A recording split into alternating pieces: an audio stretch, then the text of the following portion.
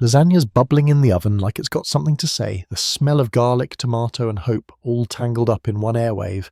I've been standing in this kitchen for an hour, apron on, sleeves rolled, pretending this ain't my last shot at peace. You know that quiet right before a storm? Yeah, that's what it feels like. I'm thinking maybe food still got power, like back in the day, when Mel and I would sit at this same table, knees touching, laughing over nothing. Back then, she'd steal bites right out my plate, call it quality control. Now I can't even get her to look at me when I talk. The oven timer ticks down like a heartbeat. 7:15. I wipe sweat off my forehead, shake off the ache from that 10-hour shift at the warehouse. My back's screaming, but I still made time. Layers of noodles, sauce, cheese. Yeah, love takes effort. Real love, not the kind that fits in a text bubble. She's on the couch, phone in hand, scrolling like her life depends on it. Screen glow bouncing off her face, no emotion, just scrolling. Sweatpants, messy bun, Thai takeout box half open beside her. She ain't even bothered to throw it away. Hey, Mel, I say, keeping my voice soft, hopeful. Dinner's almost ready. You in tonight? She don't even glance up, just waves her hand like I'm some background noise. Not hungry, Jay. Eat it yourself. Those words hit different. Not just rude, empty, cold, like we strangers sharing rent. Eat it yourself? That's what you say to a co-worker, not your husband. I stand there for a second, towel in hand, frozen. The air gets thick. The hum of the fridge sounds louder. My brain's flagging it like a ref calling a foul. Strike one. I breathe in slow, set the towel down. Wow, I say, keeping it calm. Spent an hour making this for us, but cool. I'll just eat your share. She finally looks up, eyes narrow, voice flat. Don't make it a thing, Jay. I just ate. Right. Just ate on takeout. From that overpriced spot downtown. I nod slow, more to myself than to her. Got it. Next time I'll save my energy for someone who shows up. She rolls her eyes, goes back to her phone. Conversation dead. I grab a plate, serve myself, sit at the counter. The lasagna's perfect, golden edges, creamy middle, all that. But it tastes like nothing. You ever eat something so good it hurts? That's this. Every bite feels like the end of something I didn't notice dying. I look over at her, curled up with her phone, thumbs flying. She laughs once, some meme probably. Not at me, not with me, just alone. I chew, swallow, and tell myself, okay, Jay, take the L, move on. But something in me snaps quiet. If she wants to act like I'm invisible, fine. Let's see how she likes it when I start returning the favour. The hum of the oven fades. The house smells good. Just don't feel like home no more. It started small, her saying she needed space, like the kind you buy at a yoga store.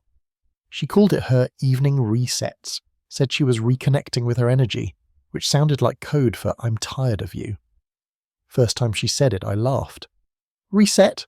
What you, a phone now? She didn't laugh back, just gave me that tight smile, like she'd already decided I wouldn't get it. She started heading out around 8, yoga mat under her arm, keys jingling. Same line every time. Don't wait up, class runs late. The first few nights I believed her. Sat on the couch half watching TV, waiting for the sound of the lock turning. Around 10 she'd drift in, all calm and slow, smelling like lavender and something sharper. Something not from this house. You smell good, I said once, testing the water. She shrugged. They burn oils at the studio.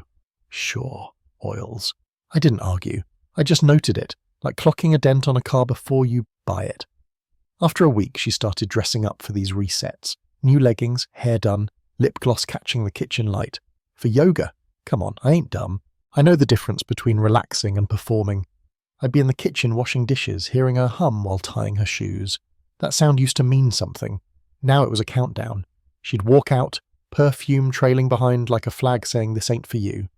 I'd stare at the door after it kind of closed, the silence sitting heavy. One night she came back later than usual, 10:45. I was at the table with the bills spread out, pen in hand. She floated in smiling, phone still glowing in her palm. You're late, I said, calm.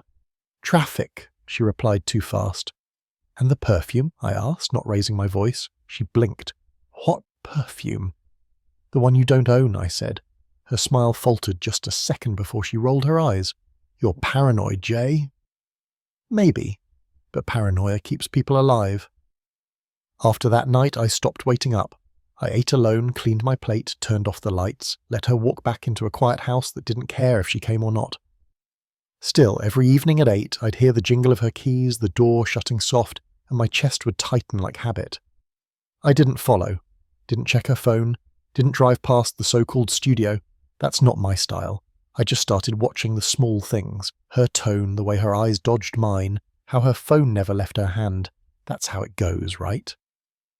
Love doesn't break in half, it erodes, bit by bit, routine by routine. You stop laughing together, stop touching, stop asking. Then one day she's a ghost with a yoga mat, and you're a man staring at an empty dinner plate wondering when the hell you stop being enough.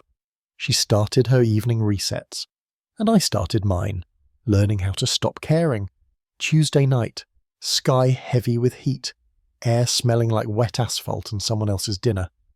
I take the trash out later than usual, half hoping to clear my head. It's been weeks of the same pattern, her leaving at 8, coming back after 10, wearing that same soft perfume that doesn't belong to me. You ever reach a point where you stop looking for proof but keep finding it anyway? That's where I'm at. I tie up the bag, step outside. The complex is quiet, just a few porch lights, hum of AC units, the buzz of a street lamp that's dying slow. I'm halfway to the dumpster when I see it. Her car, parked at the far end of the lot, engine off, no lights. For a second I think maybe she forgot something, but then I see it, that pale blue glow from her phone lighting up her face. She's smiling, small, soft, the kind of smile you give someone who makes your stomach flutter, and I realise I haven't seen that smile in months, not for me anyway. My first thought ain't rage, it's quiet, heavy, like realising a glass already broke before it hit the floor. I stand there, not moving, the trash bag dangling from my hand. She doesn't see me. Her head's tilted, thumb flying over the screen, eyes locked in, like the rest of the world disappeared. I take a slow step forward, then another.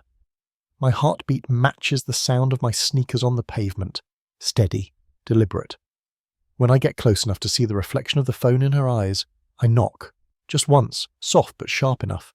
She jumps like I fired a gun. The phone slips, she catches it mid-air, her breath hitching. Then she rolls the window down, just a crack. Jesus, Jalen, she says, her voice shaky. You scared me.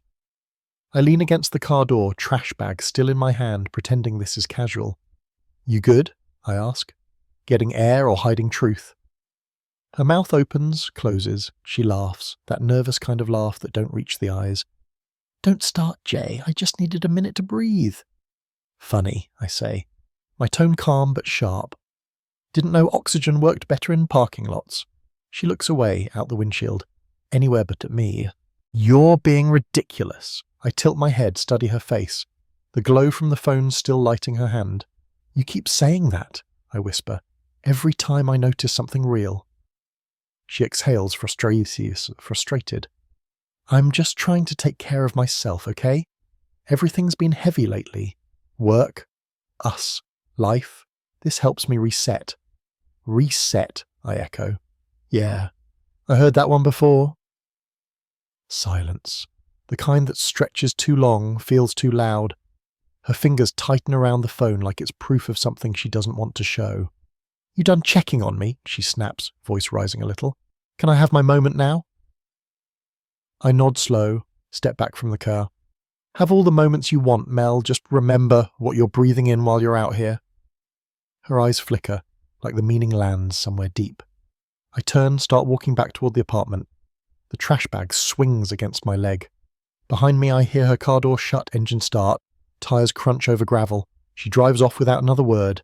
Inside I drop the trash, wash my hands, stare at my reflection in the dark kitchen window. The glass shows both our ghosts, me in the present, her fading into the night. That's when it hits me. Trust doesn't explode.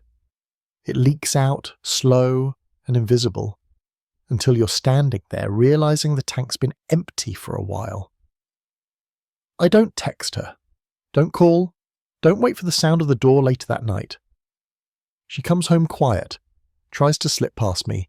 I don't say a thing, just nod, eyes half on the TV. Let her wonder what I saw.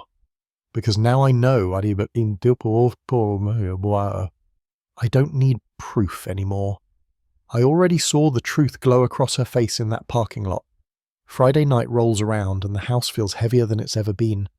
You know, that kind of silence that's not peaceful, just tight, full of everything that ain't being said? That's the sound sitting between us now. TV's on but muted, light flickering over her face while she scrolls her phone like it's breathing for her. I'm on the other couch, half watching, half boiling. Every night she disappears. Every lie she thinks she's hiding. It's been sitting in my chest like a hot coin I can't spit out. I try to play it cool, I really do. I get up, grab a drink from the fridge, come back slow, but something in me's done being quiet. You got a second? I ask. She glances up, sighs like I just asked her to lift a car. What, Jalen? You've been gone almost every night this week, I say, calm but solid. I just want to know what's up. You doing okay? Or should I stop pretending we're still a team? Her head snaps up. What's that supposed to mean? It means I'm tired of pretending this reset thing is just yoga and deep breaths. She laughs, sharp, defensive, like she's trying to drown out the truth. Oh my God, you sound insane. You think I'm out here cheating just because I want time for myself? I nod slow. You call it time for yourself. I call it vanishing for 2 hours every night while I'm home paying bills and cooking for one. Here we go, she says, tossing her phone onto the cushion. Every damn thing comes back to money with you. My voice drops low, steady. It comes back to respect, Mel. You want freedom? Cool. But don't forget who's keeping these lights on while you're out chasing whatever piece you think you'll find. She stands now, eyes blazing. So what? I'm supposed to check in like a kid? You want me to ask permission to leave the house? You really are a control freak. That word, control, hits me wrong. I laugh once, not because it's funny, but because it's stupid. Control freak? No, I'm not paranoid. I'm paying the bills. She folds her arms, scoffs. You always think you're the hero, huh? Doing me some big favour just existing. Nah, I say, stepping closer. Just know what partnership's supposed to look like. 2 people showing up, not one ghosting while the other holds it all together. You don't get it, she snaps, voice trembling. I'm tired, Jalen. You don't listen. You don't understand me anymore. I tilt my head. Maybe because you stopped saying anything worth understanding. Her face goes still, lips tight. Wow, she says, voice shaking now, angry, hurt, fake all at once. You really hate me that much? I exhale, slow. Nah, Mel. I don't hate you, I just finally see you. For a second she doesn't move. Then she laughs again, bitter. You know what? Maybe I do need space. Maybe I'm done walking on eggshells in my own house. I nod. Then walk. But don't come back acting like I'm the problem. She glares. You think you're perfect? You think just because you pay rent and cook dinner you're some kind of saint? I think I've been trying, I say, and you stopped. She grabs her phone, her bag, keys jangling. You make me feel trapped, she spits. Trapped, I echo, quiet but sharp. Funny. The only one running is you. She storms toward the door, stops halfway. You'll regret this, she says, voice breaking under all that fake confidence. I just nod. Maybe, but I'd rather regret honesty than choke on lies. Door slams. House goes still. The echo hangs for a long time. I sit back down, hands shaking just a little. But it's not fear anymore. It's relief. For the first time in months, I ain't the one apologising. Ain't the one begging her to come back to a table she walked away from. I pour myself a drink, lean back and let the silence settle. It doesn't sound like punishment anymore. It sounds like peace. Raw, new and real. By Monday morning, the air in the apartment feels different. Not colder, just emptier, like the walls finally stopped pretending to care.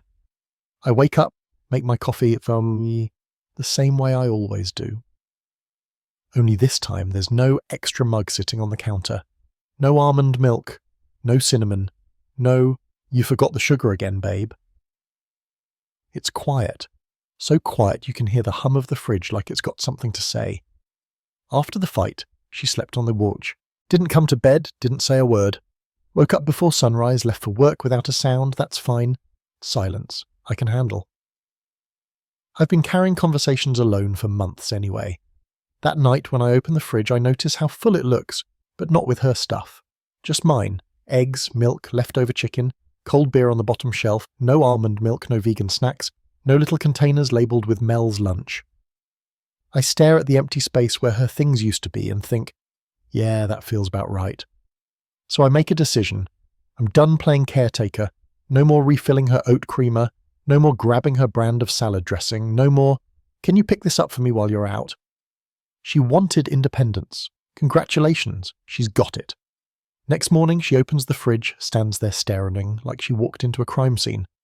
Where's my almond milk? She asks, voice flat but sharp underneath. I take a sip of coffee, don't even look up from my phone. Didn't buy any. What? Why? I shrug. No almond milk, no favours, I got what I need. She closes the fridge door a little too hard, bottles rattle. You're being petty, Jalen. I glance up then, slow. Nah. I'm just adjusting. You said you needed space. I'm just giving it shape. She glares, lips tight, then grabs her bag and storms out. Door slams, but the sound doesn't sting anymore.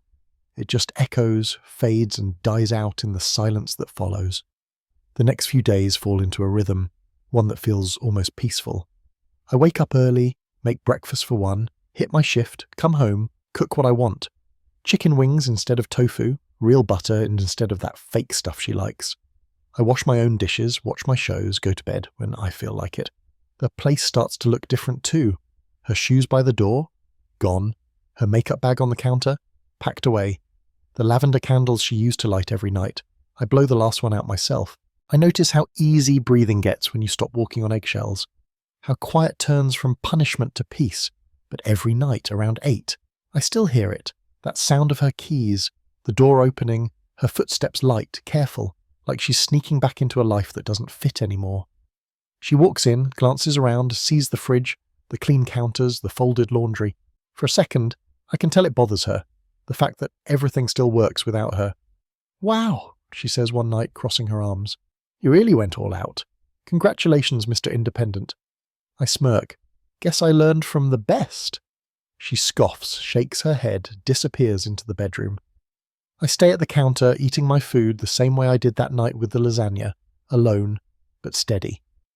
Because now I know what she never did. Love isn't about serving someone who stopped showing up. It's about knowing when to stop handing out second chances. The apartment's quiet again. The hum of the fridge, the clink of my fork against the plate. That's all the company I need. For the first time in a long time, silence doesn't feel lonely. It feels earned. Thursday night. I'm in the kitchen heating up leftovers, just minding my business. The place smells like fried chicken and peace, 2 things I earned. The door knocks once, then opens before I can even get there. That's how I know it ain't a delivery. Only one kind of person walks in like she owns the place. Mel's best friend, Sam, Samantha Johnson. The self-proclaimed therapist, lawyer and life coach rolled into one. She's got that energy like she's always on stage. Gold hoops, big attitude, perfume strong enough to file a complaint. Hey Jay, she says, too cheerful. Where's Mel? I don't look up from the stove. She's around. Oh, she says, tone already shifting. Good, 'cause she's been sounding real down lately. Said things been tense. I keep stirring my food, calm. Tense, huh? Yeah, I'd say that's accurate. She leans against the counter, watching me like she's collecting evidence. You know, Jessie, relationships take effort. You can't just shut down 'cause things get hard. I turn off the stove, plate my food, and finally meet her eyes. You're right, Sam, but effort goes both ways. One person can't row the whole damn boat while the other's out swimming with sharks.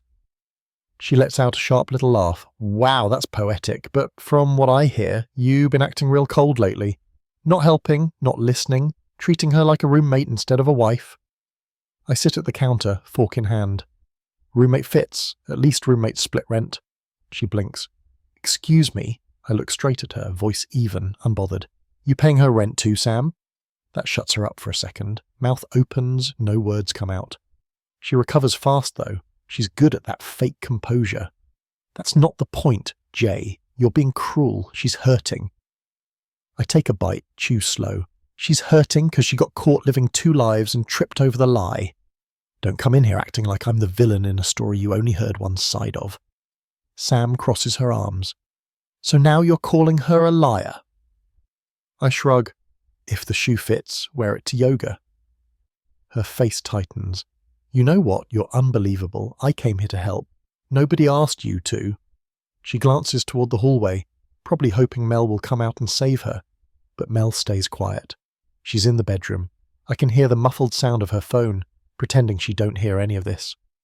Maybe if you talk to her like a person instead of keeping score, things wouldn't be like this, Sam says, trying the one last swing. I smile a little. And maybe if y'all stopped enabling her, she'd remember what accountability looks like. Sam grabs her purse, all dramatic. You're a piece of work, Jalen. Yeah, I say, voice calm, almost polite. But at least I pay the bills. That one lands. She freezes for a second, then storms out, perfume trailing behind her like smoke from a bad fire. The door slams, rattling the picture frame by the entryway. For a moment the apartment hums, fridge, clock, quiet. Then from the bedroom, Mel's voice. You didn't have to talk to her like that. I look toward the doorway but don't move. Didn't have to, maybe, but I did. She was just trying to help, she says, coming out now, arms crossed like she's ready for round two. Help with what? I ask. Paying rent? Cleaning up? Telling you how right you are while you do nothing? Nah, Mel. You want people in your corner, make sure they're not helping you dig a deeper hole. Her jaw tightens. She wants to argue. But she's got nothing. She turns away, disappears back into the bedroom. I sit there a while, finishing my food. The silence that follows ain't heavy this time.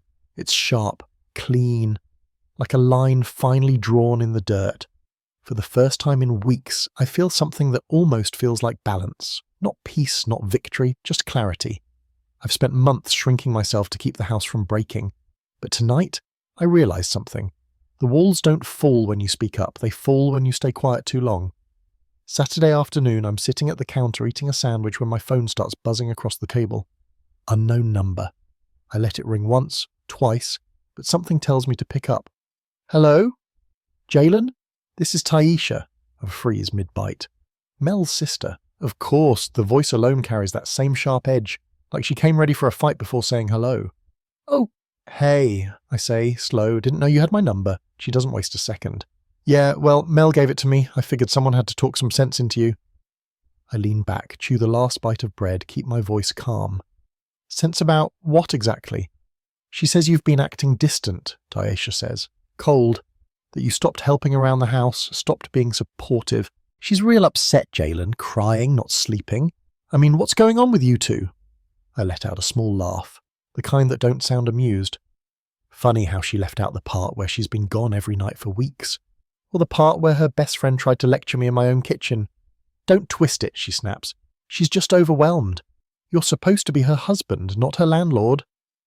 That line hits me straight in the chest. I set the plate down, slow, wipe my hands on a napkin, and let the silence stretch. You're right, I finally say. I am her husband. That's the problem. I've been the only one acting like it. She scoffs. Wow. So you're just going to turn this around? You sound just like Daddy, always blaming women when things go bad. Blame? I say, voice low but steady. Nah, I'm just describing reality. She wanted space, I gave it. She wanted freedom, I stepped back. But don't call me her landlord when I'm the only one still paying to keep the lights on. You're making this about money again, she fires back. That's so controlling, Jalen. I breathe out a small laugh. Money's not control, it's accountability. You don't get to act single and live off someone else's paycheck. That ain't partnership, that's charity. She pauses, tone softening just a little. She said you've changed, that you're not the same man she married. She's right, I say. I stopped begging for someone's attention who left the room a long time ago. Do you even love her anymore? She asks quietly. Love ain't the problem, I answer. Respect is, and that part, she's spent it all. There's a silence long enough for me to hear her sigh on the other end. You sound cold, Jay. Oh, cold keeps me sane, I say. Warm got me walked on, she clicks her tongue. So what, you just going to give up? You're married. You're supposed to fight for it. I nod, even though she can't see me. I did fight. I just got tired of throwing punches at a wall. She doesn't respond right away. I can tell she's rethinking what Mel told her. Maybe picturing the version of me she never actually met. The version that cooks dinner, pays bills, listens too long, forgives too often. Finally, she says, I don't know, Jalen, you sound bitter. Yes, I say, leaning forward, but voice soft but cutting. but bitterness is just what love turns into when it goes unpaid. She exhales like she's out of arguments. Fine, I'll tell her you said your piece. You do that, I reply, my tone even, and tell her she don't owe me an apology, just rent. Click. The line goes dead. For a moment, the apartment feels smaller, not because of the conversation, but because I finally realise something. I've been defending myself to people who never paid a single bill here, never sat in this silence, never smelled the lies in the air. I look around. Everything's still, the clock ticking, fridge humming, sunlight fading across the floor. My chest feels heavy, but clear. I don't owe anyone an explanation, not her friends, not her family, not even her. The only person I answer to now is the one staring back at me from the reflection on the oven door. And for the first time in months, that man looks like he finally stopped apologising for being right. Sunday afternoon. The whole complex smells like barbecue and cheap beer. Music thumps from somebody's Bluetooth speaker, kids run between cars, and folks act like they got no worries in the world. I came out just to grab a soda, breathe some air, maybe feel normal for 5 minutes, but of course she's here too. Mel standing near the grill with her friends, laughing like the last few months never happened.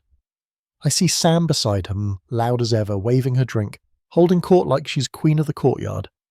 Their laughter cuts through the air, too sharp, too knowing. You don't need to hear words to know when you're the punchline. I lean against the railing, sip my soda slow and watch. That's the thing about Pride. It don't get loud unless somebody's already been quiet too long. Then I catch Sam glancing my way, whispering something to the group.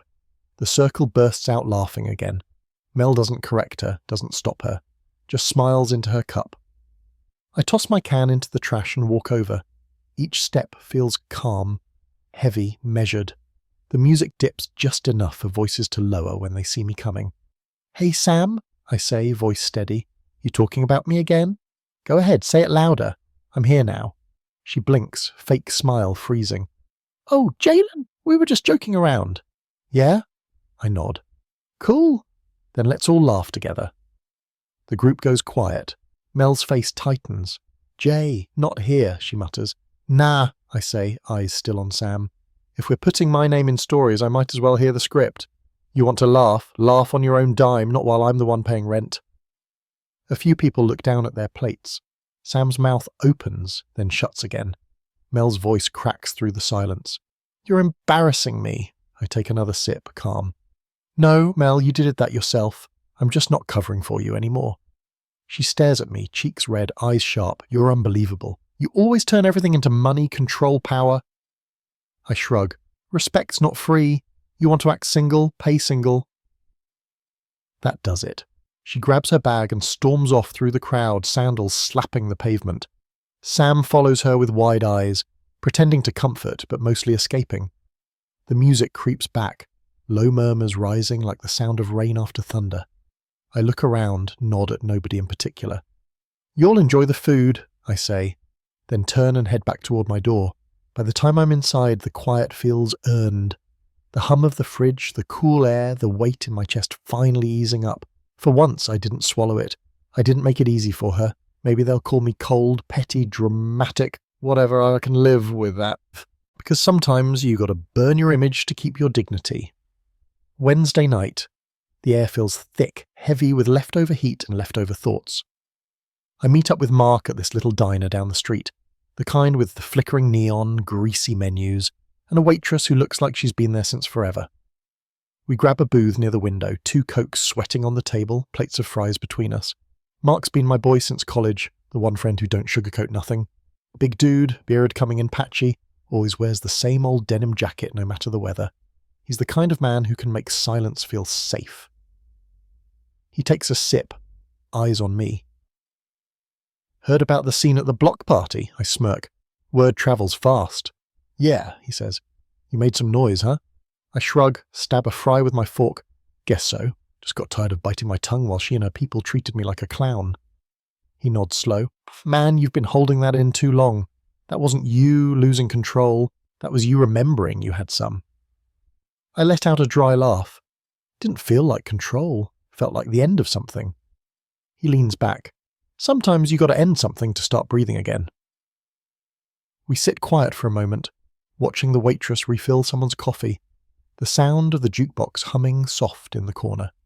Then Mark says, "So, what now? You still trying to fix it?" I shake my head. Nah, I'm done fixing what don't want to work. I tried patience, dinners, talks. I tried giving her space, all I got was distance. Mark studies me for a beat. "You didn't draw a line, bro," he says finally. "You burned the map." The words land clean. Not harsh, not heavy, just true. I sit back, let them sink in. "Yeah," I say, and it feels better than I thought it would. He nods, smiling a little. "You know why? 'Cause you stopped building bridges to people who keep setting them on fire." I laugh, shaking my head. "You always got to talk like a philosopher." "Man, I'm just saying," he chuckles. "You gave her everything, comfort, stability, love, and she still went looking for something to complain about. That ain't on you. That's on her needing to feel like a victim when she's the one breaking things." "Yeah," I say quietly. "I used to think if I just tried harder, she'd see what she had, but now?" I realize she saw it. She just didn't respect it. He points at me with a fry. "That's the whole game, Jay. Respect don't come from proving yourself. It comes from walking away when it's gone." I nod, pushing the plate aside. I'm done being her safety net, man. I kept catching her every time she fell, and she started jumping just to see if I'd still be there. Mark laughs, clapping the sable. "Now that's the truth. You ain't cold, you just learnt the temperature." We both laugh for real then, the kind of laugh that lets the tension leak out. He finishes his soda, wipes his mouth with a napkin. "So what's next?" I think for a moment. Nothing fancy, work, gym, sleep, just living, no drama, no half conversations. Peace sounds expensive, but it's cheaper when you're alone. He nods. "You'll find better, man. Not just someone new, better peace. That's worth more than any second chance." I smile, quiet. "Yeah, maybe for once, I ain't looking to fix nothing, just want to live clean." Mark grins, pushes his plate away. "Good, 'cause the only thing you owe her now is silence." We sit there in that diner, two grown men not saying much but understanding everything. Outside, traffic hums, and somewhere a siren wails, the usual city soundtrack. But inside it's calm. For the first time in a long time, I feel grounded. Not angry, not hurt, just steady. And as we walk out into the night, Mark claps my shoulder and says, "Keep that head high, Jay. Don't let guilt trick you into being her plan B." I nod, eyes on the dark street ahead. "Nah," I tell him, voice firm. That version of me retired. Friday afternoon. Warehouse lets us off early. I'm tired, sore, thinking only about a shower and something cold to drink. The sun's still up when I pull into the lot, and for the first time all week, I actually feel calm. I climb the stairs, unlock the door, step inside, and freeze. By the door, there's a pair of sneakers I don't recognize, men's size scuffed, not mine. My mind doesn't race, it just stops. Like everything in me goes still to make room for what's already clear. I drop my keys on the counter and glance toward the living room. She's there, Mel, sitting on the couch, legs tucked under her, laughing and really laughing at something on her laptop. And beside her, some dude, hoodie, fade haircut, casual, like he belongs. They both look up the same second. The sound dies fast, like a switch flipped. "Hey," I say, voice calm. "Who's this?" She straightens, smile gone. "This is Ryan," she says too quickly. "He's helping me with some project stuff." Ryan nods, tries a small smile. "Yeah, just showing her some software, man." "Software?" I repeat. "Cool." I walk to the counter, pick up the stack of mail. The rent bill's sitting right on top. I flip it once, then hold it out toward him. "Since you're helping her, maybe you can cover this too." He blinks, frozen mid-motion. Mel's eyes widen. "Jalen, stop," she says, voice shaking. "You're making it weird." I turn my head slightly. Weird? My tone stays level. "There's a man in my house, on my couch while I'm at work. I think we passed weird a while ago." Ryan shifts like he wants to disappear. "Look, man, I don't want no trouble." "No trouble," I say. "You leaving fixes that?" Mel stands, stepping between us. "Jay, he's just a friend. You're overreacting." I take a step closer, eyes on hers, not his. "A friend you don't mention. A friend with shoes by the door. You want freedom, Mel? Pay for it." She flinches like the words hit her. "That's not fair," she mutters. "Fair," I echo softly. Fair was me cooking dinner for two while you were out pretending you needed air. Fair was me staying quiet while you lied to my face. This, I gesture at the couch, at Ryan's frozen frame. This is what you call fair? Ryan clears his throat. I should go. Good call, I say, stepping aside. Don't trip on your sneakers. He grabs them fast, doesn't look back, slips out the door. Silence drops heavy. Mel's standing there, eyes wet, voice trembling. You didn't have to humiliate me. I laugh once, low. You did that yourself. I just turned the lights on. She wipes her cheek, anger flickering under the guilt. You're cruel. No, I say, calm again. I'm done. There's a difference. She stares at me for a long moment, then grabs her bag off the chair. You'll regret this, she says through clenched teeth. Maybe, I answer, but at least I'll regret it alone. She pushes past me, door slamming hard enough to shake the frame. I don't move, don't chase. I just stand there, staring at the empty spot on the rug where those sneakers sat. That's all betrayal really leaves. A space where something that didn't belong was comfortable enough to stay. The room's quiet again, just the hum of the fridge. I set the bill down on the counter, grab a glass of water and take a long sip. There's no rage, no panic, no begging, just calm, cold, solid calm. Because truth is, once you've seen the lie with your own eyes, there's nothing left to fight about. 2 months later, life's quiet again. Not the heavy kind, but the clean kind. The kind where the hum of the fridge sounds like peace instead of tension. I go to work, come home, sleep easy. No more slammed doors, no fake apologies, no lavender perfume hanging around like guilt. Just space and quiet.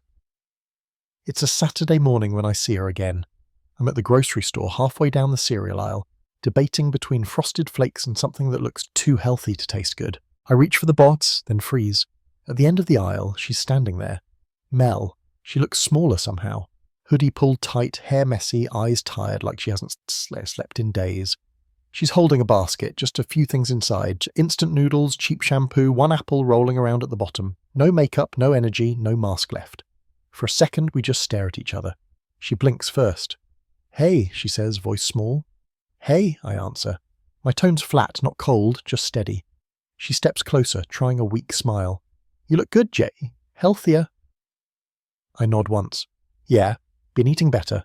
Her laugh's short, nervous. Guess I should have cooked more lasagna, huh? The joke falls flat. The space between us feels wide, like two people standing on opposite sides of everything they broke. I've been meaning to call, she says, twisting the strap of her basket, but I didn't think you'd answer. You were right, I say quietly. She swallows, eyes glassy now. I messed up, Jalen. I know I did. I didn't mean for it to go that far. I don't know what I was thinking. I look at her. Really look. The person in front of me isn't the woman who used to make me laugh. She's just a memory trying to find a new shape. You didn't mess up, Mel, I say. You chose. Her lip trembles. I thought I needed something different. I thought I could figure myself out if I stepped away, but all I did was lose everything that made me feel safe. I nod, not unkind. Yes, we both learned something. She wipes her eyes, searching my face for softness. Maybe for the man who used to wait for her by the door. Can we just talk? Maybe grab coffee sometime? I shake my head slowly. There's nothing left to talk about. You had the conversation just with someone else. Her breath catches, like the truth hits harder because it's calm. I miss you, she whispers. I exhale through my nose, set the cereal box in my cart. You miss the version of me that still waited for you. He's gone. She looks down, nodding. I deserve that. I shrug. You deserve whatever you built, same as me. The cashier calls, "Next!" from a few lanes down. I push my cart forward. She just stands there, eyes following me, mouth half open like she's got one more thing to say, but nothing that'll fix it. At the register, I swipe my card, bag my groceries, and glance once more toward the aisle. She's still there, staring, but smaller now in the distance. Walking out into the sunlight, I feel nothing heavy. No anger, no regret, just air. Light, steady, clean. That's the thing about freedom. You don't always notice the weight until it's gone. She wanted to live for herself. She did. And me? I'm finally doing the same. The apartment's quiet now. Not the kind that feels like punishment, but the kind that feels earned. The air's lighter.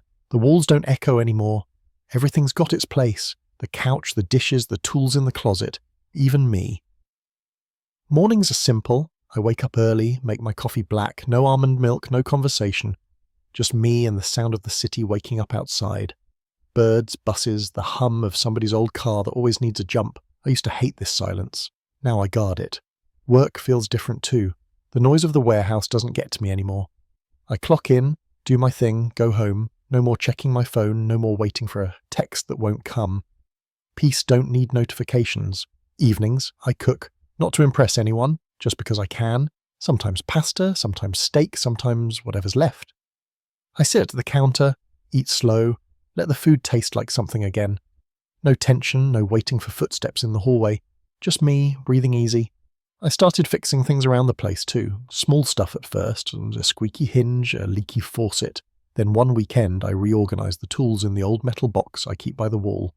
Bolts, screws, wrenches, and everything finally lined up right. It looked good. Then I took one of those label stickers from work, wrote 6 words and slapped it across the lid. Respect is the first bill due. It wasn't some big statement, just truth. You pay that bill first, in love, in friendship, in how you treat yourself. Skip it and everything else goes into debt. Now every time I walk past that box, I see it, read it, and nod a little. It reminds me who I became when I stopped waiting for someone to value me. Sometimes, late at night, I catch myself thinking about her. Not with anger, more like watching a rerun you already know the ending to. There's no curiosity left, just closure. I hope she's okay.